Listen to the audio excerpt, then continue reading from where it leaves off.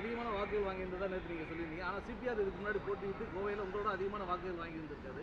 அந்த தகவல் முரணான தகவல். யார் வாங்கலைங்க, யார் வாங்க பொய் சொல்ல விரும்பல. அண்ணன் டேட்டாவை செக் பண்ணிட்டு பேசணும். அண்ணன் பேசணும். அது வேலுமணி அண்ணன் கொஞ்சம் அவருடைய அரசியல் ஞானத்தை, அவருடைய அரசியல் அறிவை வேலுமணி அண்ணன் கொஞ்சம் திரும்ப சுய பரிசோதனை செஞ்சுக்கணும். அதனால் வேலுமணி அண்ணனுக்கு எல்லா ரைட்ஸ் இருக்குது. தவறான தகவலை ஒரு அதிமுகவினுடைய மூத்த தலைவர் பத்திரிகை நண்பர்கள்ட்ட தவறான தகவலை சொல்லக்கூடாது.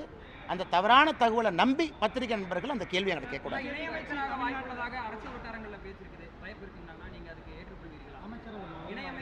வேற ஏதாச்சும் கேள்வி இருக்கானா?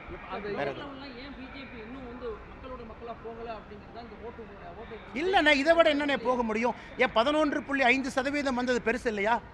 அது வந்து ஏற்றம் தானே காட்டுது, இறக்கத்தை காட்டுதா? 12 இடத்துல 2வது வந்திருக்காங்க, அது ஏற்றம் இல்லையா? கோயம்புத்தூர் மாதிரி இடத்துல அதிமுகவுடைய கோட்டைன்னு சொன்னதை ஜஸ்ட் டெபாசிட் வாங்கியிருக்கிறாங்க. அதிமுக 3 இடத்துல டெபாசிட்டை இழந்திருக்கிறாங்க சட்டமன்றத்தில். இது ஏற்றம் இல்லையா? இது மக்களால் போனனால தான் அந்த ஓட்டு வந்திருக்கு. இந்த ஓட்டு ஏன் வந்திருக்கு? மக்களோட மக்களாக பாரதிய ஜனதா கட்சியினுடைய தொண்டன் பணி செய்யறனால தான் அந்த ஓட்டு வந்திருக்கு. அடுத்து வெற்றி 3 முனை போட்டி 2 முனை போட்டியாக மாறி 40%, 45% வாக்கு வங்கி அடுத்து வரும். It's step by step process. அது கட்சிக்கும் தெரியும். மக்களுடைய அன்பை சம்பாதிப்பதற்கு இன்னும் உழைச்சிக்கிட்டே இருங்க, கடுமையாக உழைங்க.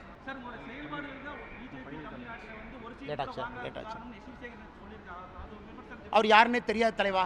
அவங்கவுங்க சொல்லுவாங்க. என்னுடைய செயல்பாடு தான் பாரதிய ஜனதா கட்சி இரட்டை இலக்குன்னு நான் சொல்கிறேன். நீங்கள் இல்லை, நீங்கள் சொல்லிக்கிங்க. எங்களுடைய செயல்பாடு தான் பாரதிய ஜனதா கட்சி 2வது இடத்துல 12 இடத்துக்கு வந்திருக்காங்கன்னு சொல்கிறேன். நீங்கள் இல்லைன்னு சொல்லுங்கள். எங்களுடைய செயல்பாடு தான் அதிமுகவினுடைய கோட்டையில் ஜஸ்ட் டெபாசிட் வாங்கியிருக்காங்கன்னு நான் சொல்கிறேன். இல்லைன்னு சொல்லுங்கள். எங்களுடைய செயல்பாடு தான் அதிமுக 3 இடத்துல டெபாசிட்டை இழந்திருக்காங்கன்னு நான் சொல்கிறேன் கோயம்புத்தூருக்குள்ள. இல்லைன்னு சொல்லுங்கள். எங்களுடைய செயல்பாடு தான் தமிழகத்தில் அதிமுக நிராகரிக்கப்பட்டிருக்குன்னு நான் சொல்கிறேன். இல்லைன்னு நீங்கள் சொல்லுங்கள். எங்களுடைய செயல்பாடு தான் தமிழகத்தில் பாரதிய ஜனதா கட்சி வேகமாக வளர்கின்ற கட்சின்னு மக்கள் சாட்சிப்படுத்தியிருக்காங்க. இல்லை நீங்கள் சொல்லுங்கள். பெரிய ஃபேன் பேஸ் இருக்கிறவங்க ஒரு முக்கிய ஃபேக்டராக இருந்திருக்காங்க.